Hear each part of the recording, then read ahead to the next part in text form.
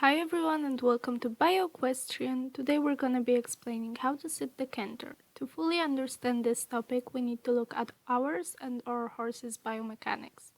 So what we should do is to stop chasing the horse's movement and start following, also while letting our horses simply carry us. If one stride of an average horse canter is about 3 meters long, then there's no way for us to catch that up with our hip. That is why most errors like pushing the horse with our hips or leaning back too much lead mostly to mistakes and frustration on the horse's part.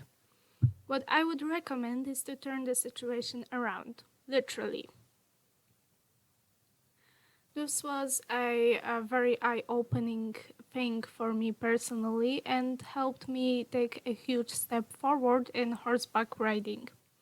So to sit still above our horse's center of gravity, we need to maintain a dynamic balance, and what I mean by that is to land near the front of our saddle after the moment of suspension.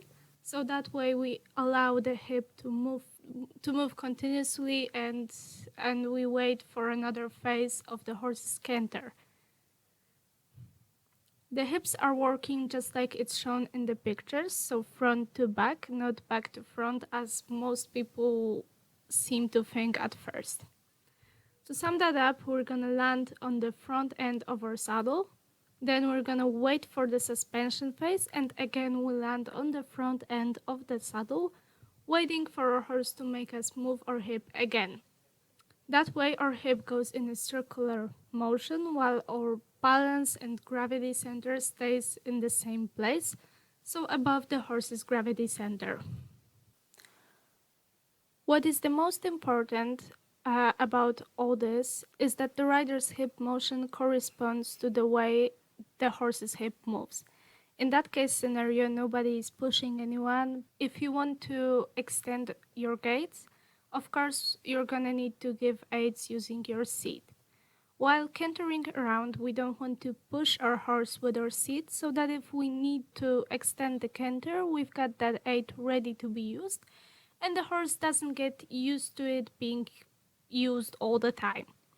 Summing all that up, we get only one phase where our canter transition will be successful, and that's the moment when the horse's hind inside leg is under the body, so that it's ready to engage in a new gait.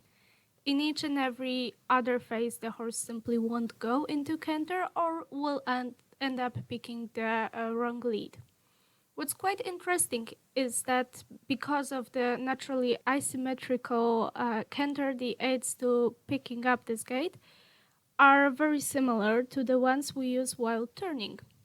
That's probably why it's easier to pick up canter while riding out of a sharp turn. What's also very important is to keep our inside hip relaxed and following our horse's movement whenever we are not trying to shorten or lengthen the canter. As per usual, here's a little pro tip for you guys, and that will be to keep your shoulders in control. Shoulders can actually disturb sitting the canter whenever they aren't following the center of gravity. That is why it's so important to keep the shoulders relaxed and even on both sides of our center of gravity so that they aren't outrunning our horse's movements. So it's just better to keep your body straight and to not lean your shoulder inside the turn. That would be it for today's video. I hope you guys liked it. Give us a thumbs up and leave a comment down below. Let us know if you guys would like to see more videos on that topic, and maybe we'll put in some exercises. Let us know in the comments or send us an email on bioquestion@gmail.com.